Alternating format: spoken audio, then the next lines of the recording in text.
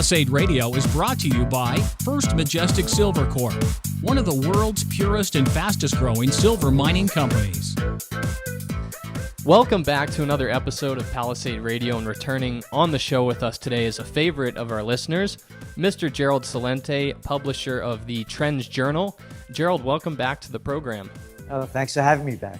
Trends are all about identifying the major movements, shifts, or changes around the world, and 2016 has certainly ushered in a new environment whereby we've seen the stock market beginning to top off, and the negatively correlated commodities market, which of course has been in turmoil the last 3 or 4 years, particularly the precious metals, have at the same time shown a pretty strong move upwards, indicating a bottom is in place. Do you see a major shift in these markets happening in 2016?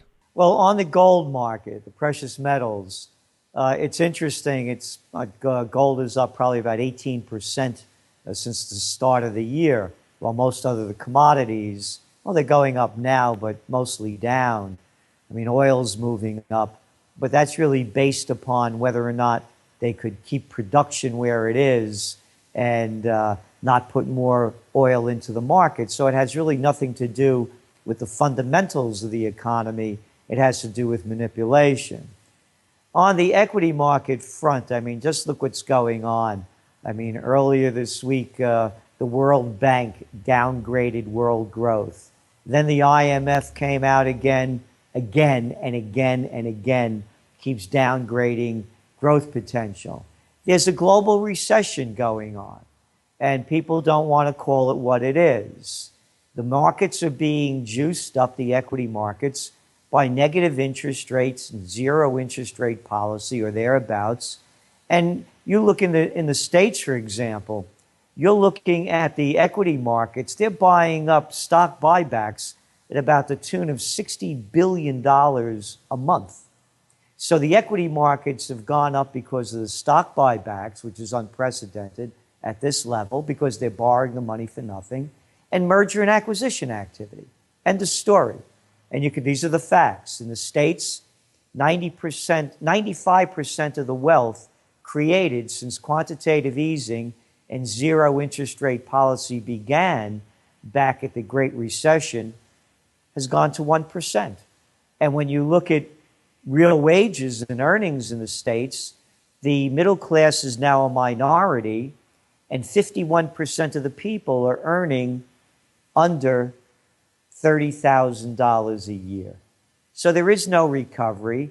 The global equity markets are teetering. And you know what's really important, Colin, is to follow the money. And when I say that, look at bank stocks. In the States, bank stocks are down about 13%. They're coming out with new earnings and they stink. Go take a trip over to Europe. About 20% of the equity in the banks has gone into the energy sector. And the energy sectors are in trouble. But it's not only energy, it's shipping, because you got to transport the stuff. And then you keep going on, and you look at exports numbers coming out of China. Look at steel prices. It's a global recession. All right, well, I want to ask you, what happens, Gerald, if a stock market crash does come? We had Robert Kiyosaki on the show a few months back, and he predicted the worst stock market crash in history would come in 2016.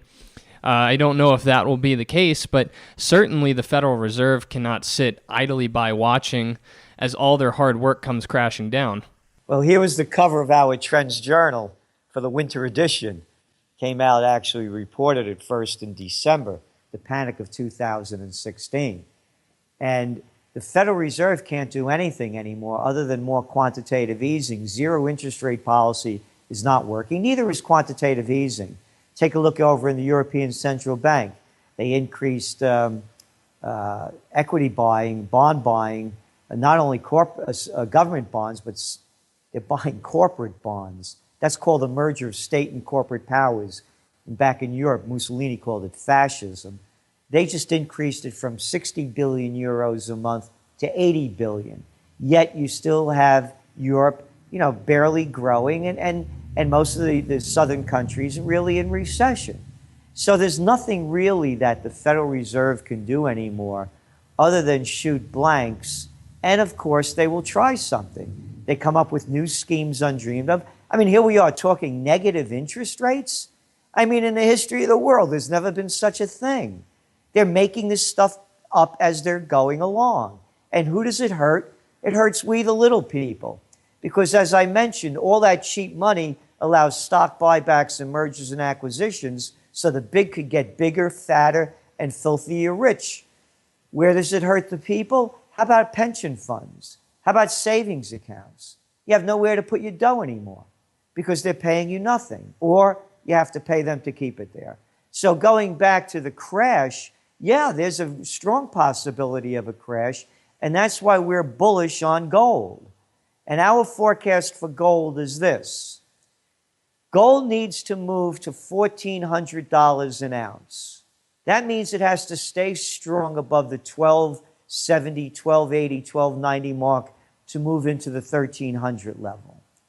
When it hits 1400 and stabilizes above that, flirting with, 1480, 1460, even 1440, the next hit for us is the $2,000 range, because we believe there's going to be a spike in gold when gold prices go up, because what gold is a safe haven asset.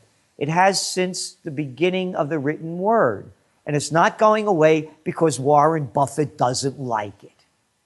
It's bigger than Buffett, but I know the guy got billions, so hey, take it easy. Yeah, gold's been around forever. It's not going anywhere, and the central banksters could try to bring it down as much as they want, and money junkies that need the monetary stimulation, the cocaine and the heroin addiction in money form so they could keep their Ponzi scheme going, it's going to die, just as the addict dies. That's all this is. It's an addiction fed by a criminal group that the people like to call the central bankers. Listen, nothing's changed since the days of Jesus Christ picking up a whip and driving the money changers out of the temple. So when anybody says to me, Mr. Celente, you shouldn't sound angry or raise your voice, I say, Junior, check it out, man. If the Prince of Peace could become violent because scum are screwing the people, I could get angry. Well, Gerald, that's a good point. And the stated mandate of the Fed has been to bring unemployment to below 5% and to bring inflation up to 2%. They've, of course, struggled over the last couple of years to get that inflation to be seen in their metrics, but all of a sudden it's creeping up. And there's been reports coming out of different Fed chairs that inflation is probably above the 2% metric now, which raises an interesting question. If the Fed wants inflation at 2% or above, that means the Fed wants gold prices to go up. Maybe not at a ridiculous amount, but it's nice to be on the right side of the trade. Do you agree with that? Well, I don't know if they want gold prices to go up. And this whole 2% inflation thing is a made-up thing. You don't learn this one in Economics 101. They just made this crap up.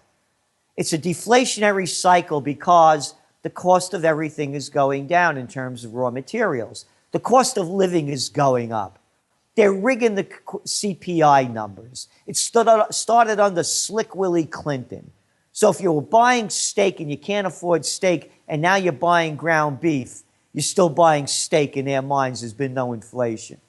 So they do this to keep the cost of living index at zero or declining, so they don't have to pay people that retired and are getting Social Security more money. The whole game is rigged. And this 2% inflation thing is a totally made-up metric. There's no basis for it at all. It began with Japan and then the European Central Bank. And the European Central Bank had a 2% inflation cap when they began the Euro group back in the 90s because inflation was running at over 5%. So they said that a nation in the Euro group couldn't exceed a 2% cap. Isn't inflation great? Yeah, we're all making less money, our jobs suck, and they want more inflation? They're a bunch of sick people, man, with a track record of nothing but failure, and all you have to do is look at the Fed minutes which here in the land of freedom and democracy, which they slaughter people all over the world to bring, we're not allowed to look at the minutes until 5 years later. So you can't look and remember what a bunch of screw-ups and jerks these people are. So they're making this stuff up. Well, Gerald, you've come to the conclusion that one of the best ways to protect yourself is by holding gold. And as you probably are quite aware, the gold stocks, the equities related to gold, as an extension of that, many commodity-related stocks have been on a tear the last couple of months. As gold has moved up a couple $100, you've had the main index of gold stocks go up over 100%. With a prediction that gold could be at $2,000 an ounce, it begs the question, do you have any interest in speculating in the gold stocks, or do you just like holding the physical metal? I just like holding the physical metal because I don't know what's going on behind the curtains with a company. And I'm not a speculator. I buy to hold. And I bought my first buy of gold, by the way, in 1978 at $187.50 an ounce. So I just buy and I hold. And I hold it for my old age, which is creeping up real fast, you know? So that's what gold is for the golden age. With so much turmoil around the world, you've identified gold, obviously, as a safe haven. I wouldn't imagine you want to put your money anywhere near the stock or the bond market. Where else are you investing your money? Well, the way I invest my money, and again, I don't give financial advice. You know, I'm up here in colonial Kingston, New York. This was the first capital of New York State. And 90% of America's Constitution came from the Constitution that was written right across the street from where we are right now. I mention that because I own 3 of the buildings on the most historic corner in America. It's the only place where there are pre-Revolutionary War stone buildings on each corner. So I buy for beauty and integrity. And I buy these because, you know, I'm a freedom fighter for peace. So being that the seeds of democracy was sown here, and I know all the terrible things America has done, particularly the slaughter and genocide of the Native Americans. The Constitution, in what it's written about, and the Bill of Rights and what it gives, to me, that's worth fighting for. Because I always say that my blood is Italian, but my heart's American. So, in the sense that I can never have been me if I was born in Altavilla Arpino of Vicaquenza, where the family came from, and they rest in peace. So I buy for beauty and for the integrity and the belief of what I'm doing and why I do it. So as a freedom fighter for peace and a warrior for truth, that's where I invest my other parts of my money, in beauty and joy. And to me, that's the way of an antidote to fear and to push more positive movements forward. There are a spectrum of beliefs on what will come from this global depression that you've identified on the front cover of your Trends Journal for the winter edition that just came out. And some see another repeat of the 2008 crisis, which was quite severe, of course, but others see something far worse coming out of it, like a world war or potentially even civil war in the United States with the government against the people. You've stated that we're already in a world war and have been in World War III for quite some time. What do you think 2016 will lend to what's already going on? Well, by the way, I agree that this crash that's going to come will be far worse than the panic of 2008. And you're looking at levels, for example, in China, where they had 500 billion in debt and credit back 20 years ago, and now it's up to 30 trillion. And you have ghost cities all over the place, 70 million vacant dwellings, 70 million in a poisoned area. You know, the water pollution there, the air pollution. And so what you have is a decline with no end in sight. There's no way they're going to get out of this thing. And the debt bubble in total is about $225 trillion. So again, just looking at China going from 500 billion to 30 trillion, and now a debt bubble at about 225 to 250 trillion, the crash is going to be it'll leave very few alive in terms of financial security. Now, when all else fails, they take you to war. And that's what I see happening.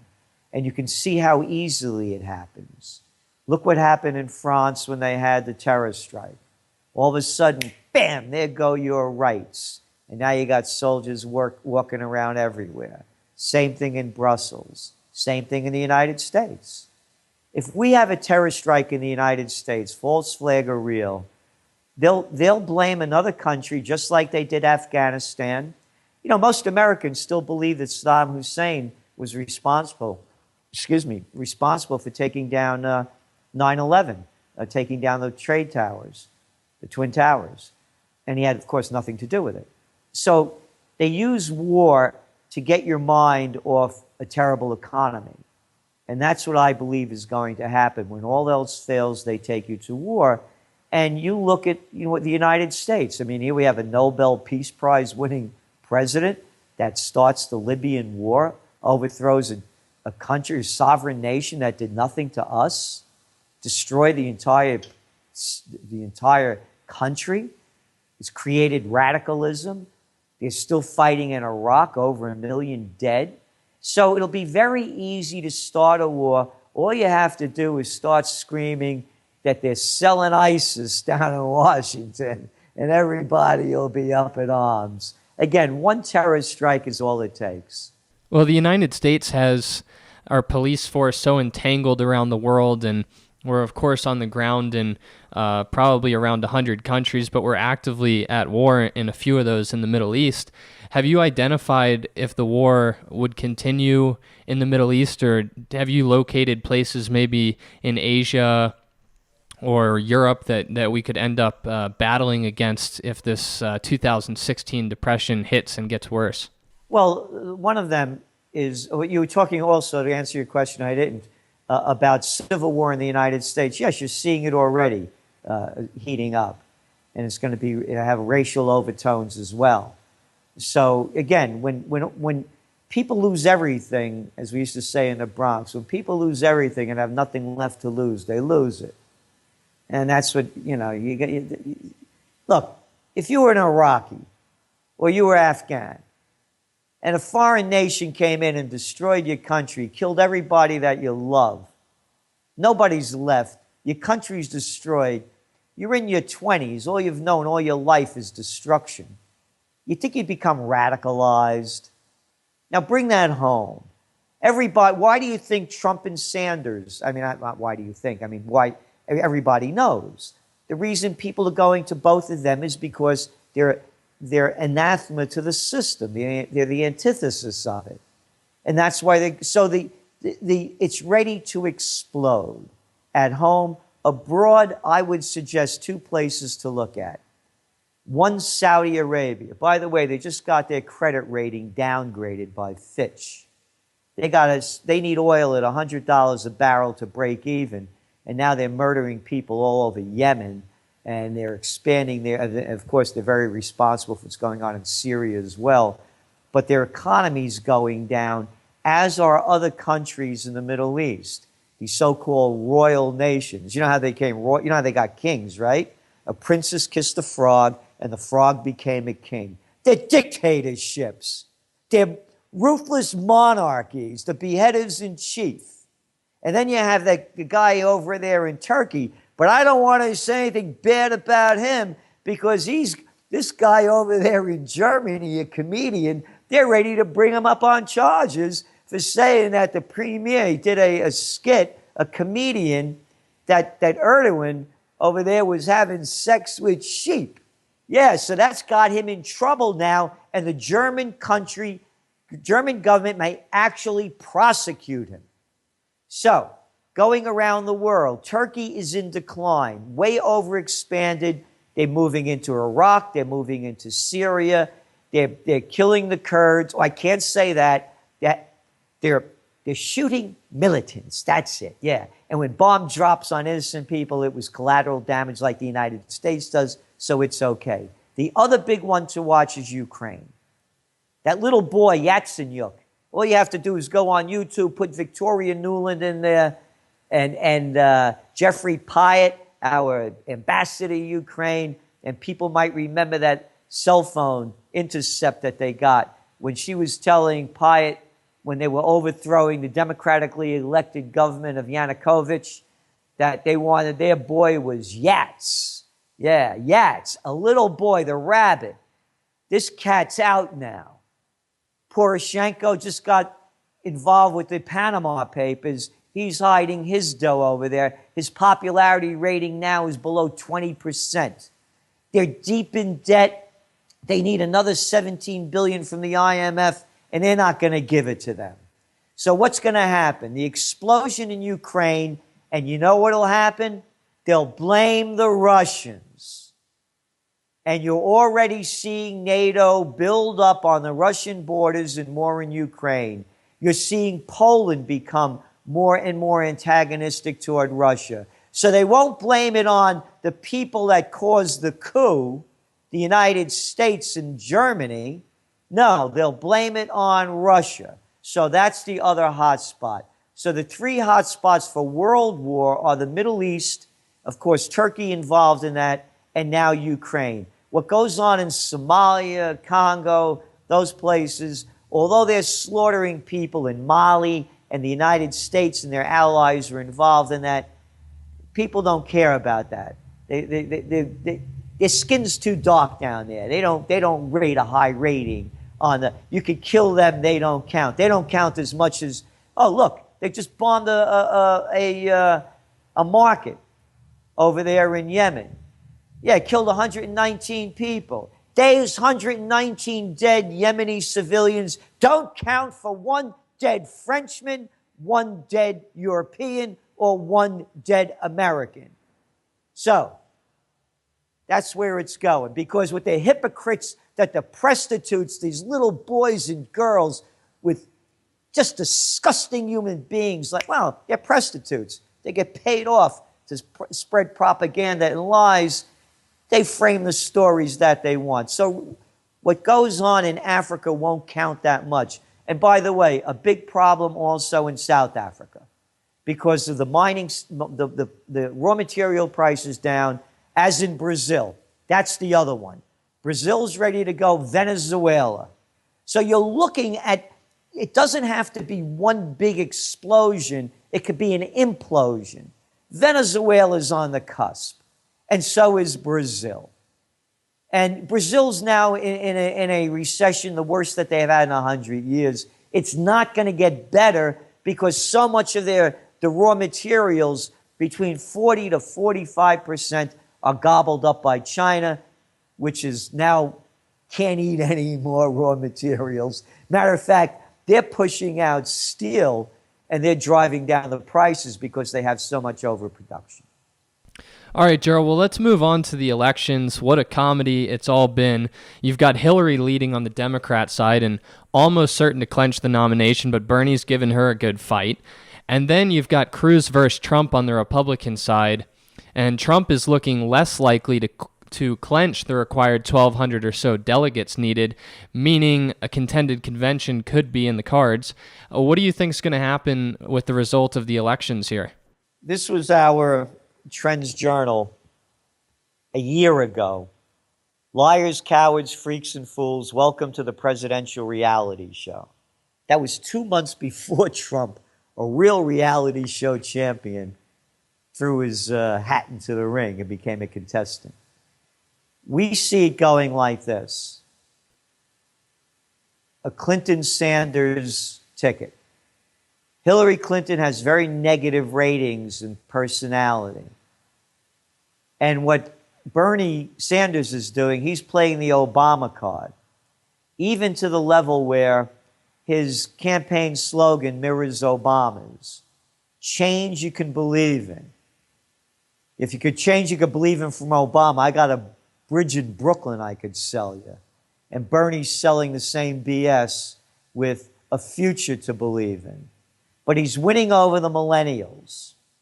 Trump has such a negative, even if he wins, if Cruz wins, he'll go nowhere. We made the forecast, actually, in the Trends Journal, again, over a year ago, and it still holds, even though Trump is in the race. And matter of fact, it magnifies the point. If the election were held today and Hillary Clinton survives the cash for scandal, a cash for influence scandal, we forecast Clinton as the winner. On issues of gay rights, women's rights, and abortion, Cruz, Paul, Rubio, Carson, Fiorina, and Huckabee will find weak support among a sizable portion of women voters. With all the candidates, including Clinton, on the same war page, and none presenting strong and unique economic policies to truly create jobs and increase wages, what separates Clinton from the guys is the girls. And we go on to point out that over 10 million more women vote than men, and that Trump has a 73% negative rating among women, particularly when he came out about a week and a half ago and said that if abortions were illegal in the United States, the woman that got the abortion would have to be punished for getting it. That was the end for him. He already had a long anti-woman platform building up. So that's the end of it for him. Again, it's, as we see it, Sanders is a great, bait out there to sucker in the millennials. And I got to, this whole Sanders thing, this guy's a fraud, man. All you have to go to Truthdig, go to other places. I voted against the Iraq War, and with the money that we saved from the Iraq War, you'll get free education. Yeah, that Bernie, save your Brooklyn Kenosha Act. I grew up in the Bronx. I've seen it before. You're full of crap. You voted for Bill Clinton's bombing and destruction of Iraq when you were congressman. Bernie, BS Bernie, you voted for the sanctions that Clinton put on Iraq, and over 500,000 Iraqi children under the age of 5 were dead because they couldn't get medical supplies of food, according to the UN. And Madeleine Albright, that lovely Secretary of State under Clinton, when asked by Leslie Stahl on CBS 60 Minutes, said it was worth the price. Oh, Bernie, you voted for the Yugoslav destruction by Bill Clinton, and Bernie, you got people arrested for protesting it. Bernie, oh, Bernie, you love that Afghan war, didn't you? I voted against the Iraq War. Hey, Bernie, you voted to fund it, as you did to fund all the other military budgets. And Bernie, you love those F-35s that you want to bring into the Burlington Airport up there in Vermont, don't you? Huh? Yeah, you love those F-35s, that $1.5 trillion debacle. He's full of crap. He's a little nobody that never worked a day in his life, working on some little BS newspaper, local paper, and has been sucking off the public tit the rest of his life. He's a fraud. He'll bring in the votes to Hillary because she has such a negative rating. So it's a perfect combination. Hillary and a fraud. Well, Gerald, I was going to say, I personally do not vote, so I kind of watch all of this from the outside, and I don't get too attached to any one candidate.